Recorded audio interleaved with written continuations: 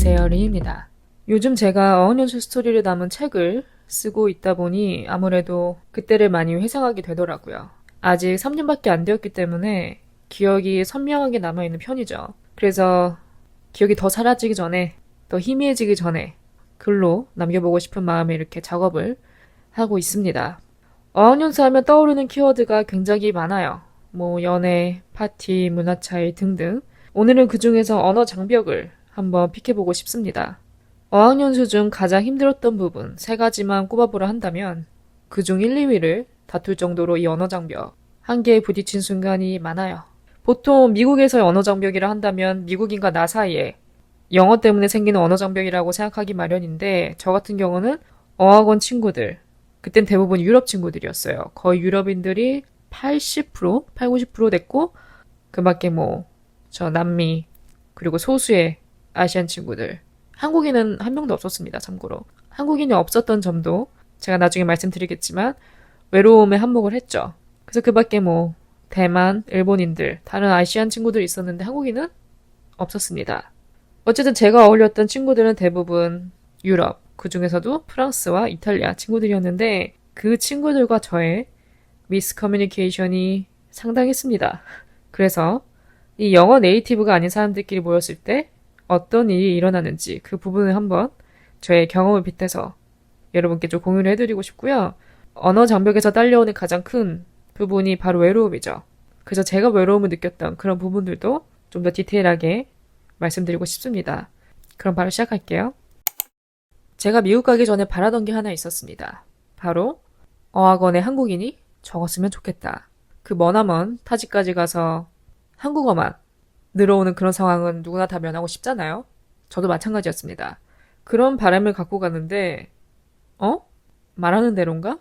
라는 생각이 들 정도로 단 한 명도 없는 거예요. 그도 그럴 것이 그때가 또 팬데믹이어서 평소 같았으면 한국인이 어느 정도 있었을 텐데 제가 갔던 그 시기는 한 명도 없었습니다. 어떻게 보면 바람이 이루어진 거니까 기뻐해야 마땅한데 이게 지내면 지낼수록 아쉽더라고요. 아니, 한국인이 적었으면 좋겠다고 했지 없길 바란 건 아닌데 라는 생각이 들 정도로 한국어를 입도 뻥끗 할 수 없다는 점, 누군가와 정말 필요할 때 한국어로 소통할 수 없다는 게 이렇게 답답하고 외로운 건지 비로소게 경험해보니까 깨닫게 된 거죠. 그럼 여기서 많은 분들이 이렇게 생각하실 수도 있어요. 그럼 영어만 주구장창 쓰다 올 수 있으니까 좋은 거 아니야? 많이 늘겠는데? 이렇게도 생각할 수 있는데 그것도 아닙니다. 전혀 그렇지 않아요. 유학과 어학연수는 달라요. 어학연수 같은 경우는 여행, 추억 쌓는 용으로는 정말 좋습니다. 친구들과. 반면에 이제 영어 잘하려고 어학연수 간다? 이 부분은 좀 생각을 해봐야 된다는 거죠. 그럼 왜 한국어가 그리웠냐? 한국인이 필요했던 순간들. 이때는 정말 옆에 한국 친구 한 명만 있었으면 정말 좋았을 텐데 라고 느꼈던 순간들 몇 가지를 제가 짚어볼까 합니다.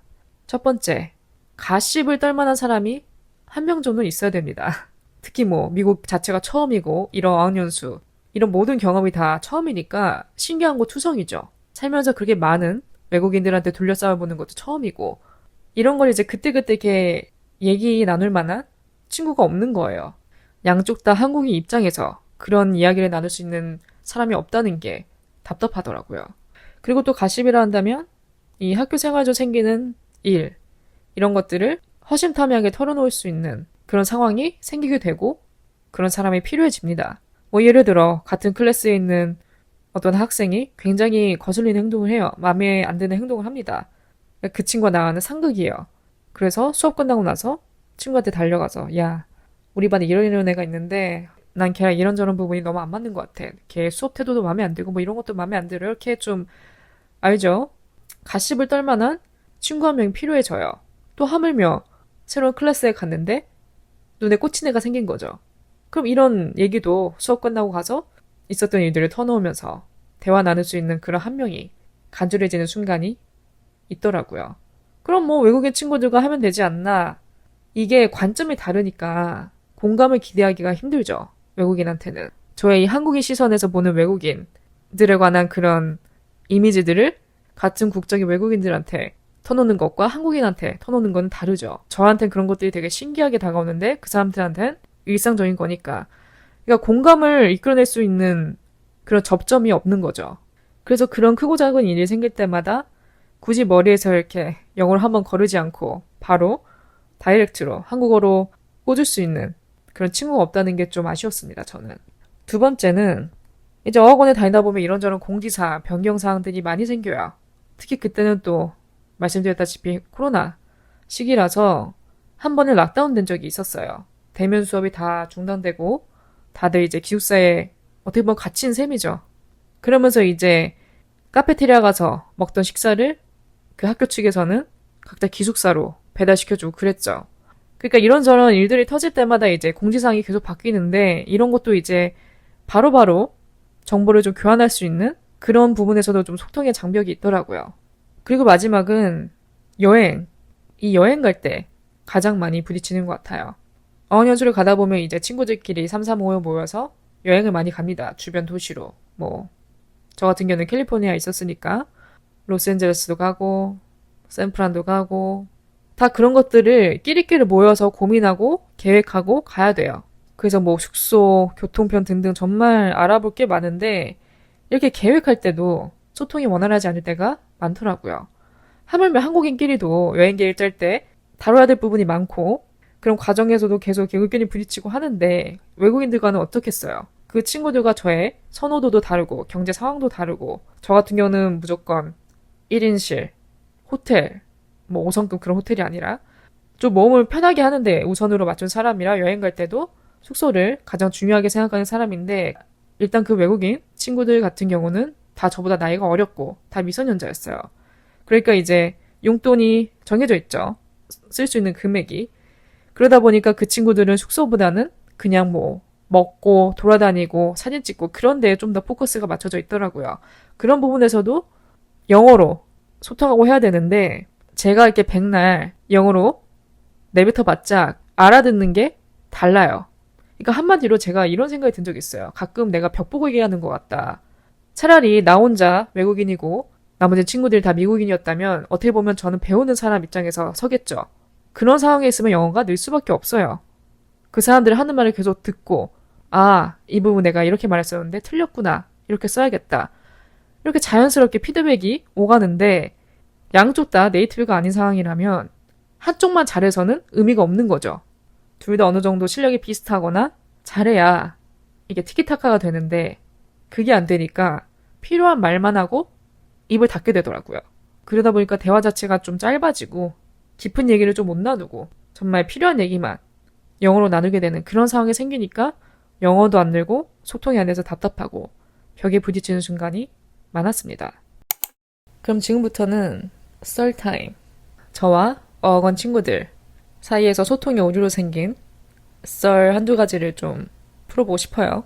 일단 지금 가장 먼저 생각나는 일화 중 하나는 프랑스 친구들과 있을 때였어요. 친구들과 이런저런 어학원 애들에 대해서 이야기를 하다가 프랑스 여자인 친구 중 한 명이 No, he's B.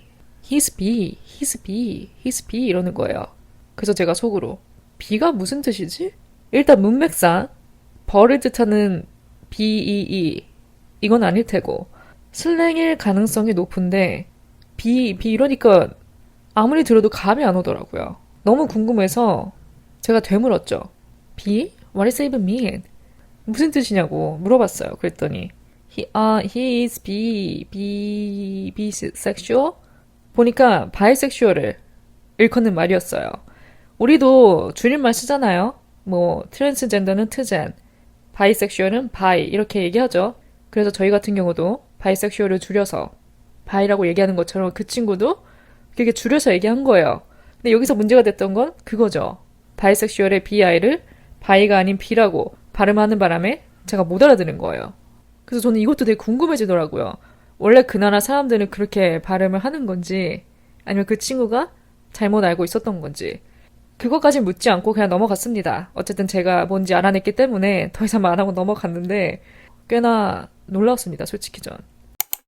그 다음 두 번째 생각나는 썰 중 하나는 제가 수업을 같이 다니는 친구 중에 스페인 친구 한 명이 있었어요.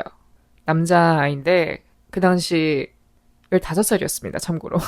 어떻게 보면 최연소와 최고령자의 조합인 거죠. 제가 어학원에서 나이가 가장 많은 편이었으니까. 어쨌든 제가 그 친구와 이제 수업 다니고 왔다 갔다 할 때는 같이 다녔어요. 그러던 어느 날 수업 끝나고 저희 둘이 점심을 먹기로 했습니다. 다운타운에서. 맨날 뭐 판다 익스프레스, 맥도날드 그런 것만 먹으니까 질리더라고요. 그래서 좀 제대로 먹어보자 해서 이탈리안 레스토랑에 갔습니다. 아마 파스타, 샐러드 이렇게 먹었던 것 같아요. 근데 제가 미국에 있을 당시에는 벤모 그런 게 없었어요. 미국인들 이제 그런 어플로 서로 뿜빠이 하고 그러는데 그 당시에는 저도 없었고 제 친구들도 없었기 때문에 스플릿 할 때는 각자 캐시를 꺼내서 했죠. 근데 그날은 귀찮더라고요. 개나 저나 카드 쓰지 현금을 이렇게 충분히 갖고 다니는 그런 타입이 아니라서 서로 일일이 이렇게 돈 꺼내서 스플릿하기가 귀찮아서 제가 내기로 했습니다, 그날은. 그래서 제가 걔한테 내가 오늘 점심 살 테니까 네가 내일 아침에 학교 가기 전에 커피를 쏴라. 이렇게 딜을 했어요, 서로. 그리고 이제 다음날. 원래 같으면 저랑 그 친구랑 같이 버스 타고 등교를 하는데 제가 늦잠을 자서 그 친구 보고 먼저 가라 했습니다. 먼저 출발해서 가 있으라고. 그래서 제가 가는 중에 그 친구로부터 메시지를 받았습니다. 뭐 마실 거냐 물어보더라고요. 그래서 제가 솔티드 콜드브루 그거 톨사이즈로 시켜달라고 했어요. 알았대요. 그래서 제가 버스에서 내리자마자 연락을 했죠. 나 지금 내렸는데 스타벅스 앞으로 걸어가고 있으니까 나와라. 그래서 알겠대요. 한 걸음, 두 걸음 이렇게 스타벅스 쪽으로 걸어가고 있는데 저 멀리서 어떤 남자애가 문을 열고 나오더라고요. 근데 그 문을 열고 나오는 제 친구 손에 한 손에는 톨 사이즈 이 커피가 들려있었고 한 손에는 텀블러 사이즈 그 콜드컵 아시죠 여러분? 콜드컵 텀블러 그 콜드컵 텀블러를 연상시키는 트렌타 사이즈의 커피가 들려있는 거예요. 제가 커피를 저렇게 많이 마시는 애였나? 평소에 안 그랬던 것 같은데 이상한 거예요. 그래서 조인한 다음에 당연히 저는 톨 사이즈 커피를 주문했으니까 이제 그걸 받으려고 손을 내밀었는데 이게 아니래요. 이게 아니라 자기 오른손에 들린 트렌타가 제 거라는 거예요. 그래서 제가 어? 무슨 말이야? 나 솔티드 콜드브루 톨 사이즈 시켰는데? 그랬더니 걔가 이게 솔티드 콜드브루라는 거예요. 난 톨 사이즈를 얘기했는데 이게 왜 지금 트렌타로 둔갑이 돼 있냐? 그래서 내가 어떻게 된 거냐 좀 자세히 얘기를 해달라 했더니 자기는 제가 말한 대로 솔티드 콜드브루 톨 사이즈를 그 직원한테 말을 했대요. 근데 이제 그 직원이 처음에 잘 못 알아들었나 봐요. 이 친구가 뭐라 하는지. 그래서 이렇게 재차 물어봤대요. 뭐 이게 맞냐 저게 맞냐 하면서. 근데 이게 계속 서로 간에 왔다 갔다 지체가 되다 보니까 나중에는 직원이 나름 추측을 하면서 이 커피 이 사이즈라는 거죠. 그랬더니 이 친구가 예스라 그랬나 봐요. 거기서 입력에 오류가 있었던 거죠. 그래서 자기도 주문하고 나서 불안했대요. 그래서 나중에 커피가 나와서 카운터를 가니까 이 자이언트 사이즈 커피가 나와 있었다. 근데 메뉴는 맞게 들어갔어요. 메뉴는 맞게 들어갔는데 사이즈가 잘못 전달된 거죠. 그래서 아마 직원이 계속 물어봤던 것 같아요. 이 친구한테. 그래서 본의 아니게 저는 톨 사이즈가 아닌 트렌타 사이즈의 홀드브루를 받게 되었습니다. 뭐 저한테도 좋은 거죠. 본의 아니게 더블 사이즈업이 됐으니까. 근데 이 친구는 손해를 본 거죠. 어떻게 보면. 금전적인 면에서. 그 부분은 뭐 본인의 몫이긴 하지만 아직도 그 장면을 잊을 수가 없는 거예요. 트렌타 사이즈 커피를 들고 나오는 그 친구의 모습이 그러면서 이렇게 미소를 지으면서 나오는 모습이 잊혀지지가 않더라고요. 그래서 그 커피를 다 마셨냐? 다 못 마시고 버렸습니다. 왜냐면 이게 뭐 수업 후면 상관이 없는데 아침에 커피를 그냥 픽업해서 가는 길에 마시고 수업하기 전에는 비우고 가야 돼요. 왜냐면 그때가 또 시기가 시기다 보니까 교실에서는 마스크를 착용하고 있어야 됐고 뭘 먹으면 안 됐기 때문에 커피를 다 마시고 들어가야 되는 상황이었어요. 트렌타를 어떻게 다 마십니까? 그때가 10분, 15분 전인데 다 못 비웠다는 게 아쉬운데 트렌타는 정말 너무 크더라고요. 거기에 물이 담겨 있으면 모를까 커피는 절대 다 못 비우겠더라고요. 어쨌든 그런 썰이 있었습니다. 그 다음은 제가 이 부분은 아마 크레이지 어니언스 스토리 에피소드에서 언급을 했었을 거예요. 히치하이킹 스토리. 그래서 그 부분과 좀 오버랩되는 부분이 있을 것 같아요. 그래도 좀 양해해 주시고요. 또 여러분들 중에서 못 들어보신 분들도 계실 수 있으니까 한 번 더 언급을 간단하게 해볼게요. 제가 처음으로 어울린 그룹이 이제 이탈리아 여자친구들이었어요. 그리고 그때 인원이 한 6명, 7명 돼서 두 팀으로 나눠진 상태였어요. 그 친구들과 제가 이제 처음으로 LA 여행을 가게 돼요. 이틀 정도. 물론 이것도 다 그 친구들이 계획을 한 겁니다. 저는 그냥 꼽살이었죠, 어떻게 보면. 그냥 걔네들 하는 대로 다 따라갔고 얼마씩 뿜빠이 하라고 하면 돈 주고 그렇게 했어요. 그래서 나눠서 우버를 타고 그 친구들이 잡아놓은 숙소로 갔습니다. 그때 제가 제 기억으로는 한 10만 원 정도 냈어요. 1인당. 그래서 저는 의심의 여지 없이 호텔이라고 생각을 했습니다. 뭐 호텔이라고 한다고 뭐 4성급을 기대한 게 아니라 그냥 일반 뭐 비즈니스 호텔이나 부티크 호텔, 못해도 뭐 2인실 그런 곳을 기대를 하고 갔는데 당연히 가보니까 도미토리인 거예요. 그것도 혼성 도미토리. 그때 저는 그거 보고 머리 한 대 뭐 맞은 것 같더라고요. 물론 단톡방에 있을 때 그걸 체크 안 한 제 탓도 있죠. 아마 그걸 알았더라면 저는 안 갔을 텐데 그때는 지네들이 알아서 이렇게 계획하니까 저는 꼼꼼하게 체크를 안 했죠. 근데 제가 왜 이 부분을 간과했냐면 당연하다고 생각을 했어요. 당연히 우리 어디 여행 갈 때 호텔 잡잖아요. 친구들끼리 뭐 트윈베드 이렇게 해서. 그리고 낸 금액도 10만 원이면 많은 금액은 절대 아니지만 또 적은 금액도 아니기 때문에 못해도 뭐 모텔 정도 예 그런 각 방이 있는 그런 데인 줄 당연히 예상하고 갔는데 이 친구들이 이제 도미토리 예약해 버리니까 당황스럽더라고요 너무. 돈이 문제가 아닌 거죠 저는 이게. 저의 편안함과 안전함이 우선인데 그 친구들과 이제 저의 그런 성향이 달랐던 것 같아요. 그 도미토리가 이제 2층 침대로 돼 있어요. 구역이 나눠져 있고 당연히 그 구역은 다 뚫려져 있습니다. 문 같은 건 없어요. 그리고 2층 침대가 양쪽으로 배열되어 있고 침대에 커튼 하나만 쳐져 있습니다. 그러니까 잘 때는 커튼을 치고 자고 일어나면 열고 그런 곳이었어요. 근데 이제 제가 또 배정받은 곳 옆에 이웃들 제 위쪽하고 대각선은 남자분이셨는데 딱 봐도 여기에 오래 머무는 장기 투숙하고 있는 분들 같았어요. 약간 좀 음침한 기운을 뿜으셔서 제가 한껏 쫄았습니다. 10만 원이고 나발이고 돈 날렸다 생각하고 나는 오늘 여기서 못 잔다. 이렇게 마음을 먹고 남은 일정을 이 친구들과 소화하다가 중간에 제가 이탈을 했어요. 무리를. 도망갔어요. 그 할리우드 사인 아시죠 여러분? 그 산 있는 곳. 거기가 산이라 와이파이도 안 터지는데 그런 위험을 감수하고도 혼자 이탈을 해서 내려간 다음에 우버를 잡으려고 했어요. 우버가 잡히나요? 안 잡히죠. 해는 다 졌고 혼자 이제 산에 남아있는 거예요. 그러다가 제가 극적으로 히치하이킹에 성공을 해서 산에 빠져나왔습니다.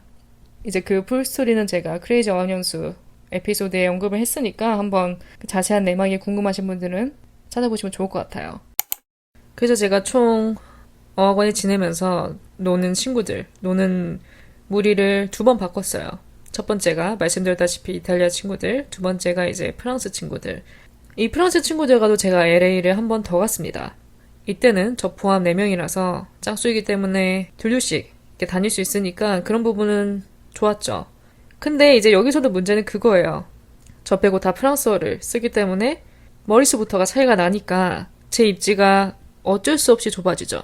프랑스어를 쓰는 3명 플러스 혼자 한국인이니까 대화 비중에서도 프랑스어를 제가 더 많이 듣게 되고요. 그리고 굳이 같은 사람들끼리 있을 때 뭐하러 영어를 쓰나 그런 생각에 당연히 본인들도 모국어가 편하니까 그렇게 되겠죠. 이렇게 4명이 있을 때도 한국인 뭐 프랑스인 이렇게 있으면 훨씬 마음이 편했겠죠. 한 명이 좀 소외받는 느낌? 그런 부분도 안 느껴졌을 거고 그러니까 이렇게 저 한국인 혼자 겪는 그 외로움 언어 장벽에서 시작된 외로움이 머무르는 내내 계속 되더라고요. 그래서 그때를 다시 되짚어보면 일단 머릿수에서부터 밀리니까 내 자신이 너무 작아진 기분이 들었어요. 내가 어디가 저렇게 기죽을 사람이 아닌데 물론 저도 먼저 나서는 스타일은 아니지만 그렇게 외국인 여러 명에 한국인 한 명 끼니까 꼽살이 끼는 느낌이 강하게 들었고 또 이렇게 머릿수에서부터 지고 들어가니까 밀리죠. 그리고 아무래도 혼자 한국인이다 보니까 입지가 좁아지죠. 뭔가 의견을 좀 내거나 목소리를 높이거나 그럴 수 있는 부분이 현저히 줄어들기 때문에 이런 부분이 쌓이고 쌓이다 보니까 이제 자존심에 스크래치가 가더라고요. 그리고 심지어 다 나보다 어린데 이 친구들은 내가 이 어린 친구들 앞에서 리더가 돼서 걔들 끌고 나가는 게 아니라 내가 얘네한테 좀 끌려다니는 느낌? 그런 느낌이 드니까 자존심이 굉장히 상했습니다. 아쉬움은 있죠. 이 친구들이 좀 더 영어에 적극적이었다면. 어쨌든 영어 배우러 온 거잖아요, 다들. 미국에 돈 내고. 그런 상황이라면 오히려 기회를 살려서 이렇게 무리에 외국인이 한 명 껴있다면 영어로 계속 질문해보고 좀 영어에 적극적으로 소통하는 그런 자세를 가지고 있었다면 그 노력이 가상해서라도 제가 최대한 이해하고 넘어갔을 텐데 일단 친구들이 어리기도 했고 영어 공부를 이렇게 많이 하고 온 티가 나지 않는 친구들도 여러 있었기 때문에 소통의 벽이 굉장히 컸습니다. 그래서 어학원 생활 통틀어서 그 부분이 가장 힘들었던 부분인 것 같아요. 그럼 오늘 에피소드에 좀 결론을 내볼까 싶어요. 끝마무리를 해야 되니까. 일단 제가 강하게 느낀 점 중 한 가지는 한국 분들은 영어에 좀 더 자신감을 가져도 된다는 거. 또 한국인들은 영어를 꽤나 잘하는 편에 속한다는 부분입니다. 한국인들의 영어 발음이 그렇게 나쁘지 않습니다. 그러니까 뭐 어학연수나 그런 부분에 있어서 영어가 안 돼서 어떡하지? 너무 이렇게 고민 안 하셔도 될 것 같아요. 혼자 좀만 시간 투자해서 회화 중심으로 쉐도잉도 하고 좀 노력해서 가면 우리는 충분히 발전 가능성이 높다는 거. 두 번째는 자세, 태도입니다. 제가 외국인 친구들과 그런 경험을 겪다 보니까 제가 만약 다시 그런 상황에 처하게 된다면 저는 다른 친구가 계속 소외감을 느끼지 않게 계속 노력할 것 같아요. 근데 그게 또 예의죠, 어떻게 보면. 그래서 같은 무리에서 그런 상황에 처해 있다면 최소한 노력하는 모습이라도 보여주는 거, 그런 자세가 필요한 것 같고요. 마지막은 이 언어 장벽을 극복하는 방법은 두 가지입니다. 이렇게 한번 뼈저리게 느끼고 왔다면 죽어라 공부해서 내 자신의 실력을 더 높여서 가는 것. 두 번째는 그냥 안 가고 마는 것. 뭐 그런 상황에 내 자신 안 놓으면 그럴 일이 없겠죠. 그래서 저의 이런 스토리를 얘기하다 보니까 지금 곳곳에서도 이 세계 어느 나라에서도 이런 어려움을 극복하면서 혼자 헤쳐나가는 분들이 계실 거 아니에요? 존경스럽더라고요. 당연히 한국이니까 한국에서 사는 게 편하고 한국어가 편하고 또 이런 편안함에 안주해서 아무 발전 없이 살 거냐. 그래도 그런 숱한 외로움, 언어 장벽 등등을 극복하면서라도 도전을 하느냐의 차이인데 거기에는 꽤나 많은 용기가 필요하다는 걸 갔다 와서 느꼈어요. 한 가지 확실한 건 동기부여는 제대로 됐습니다.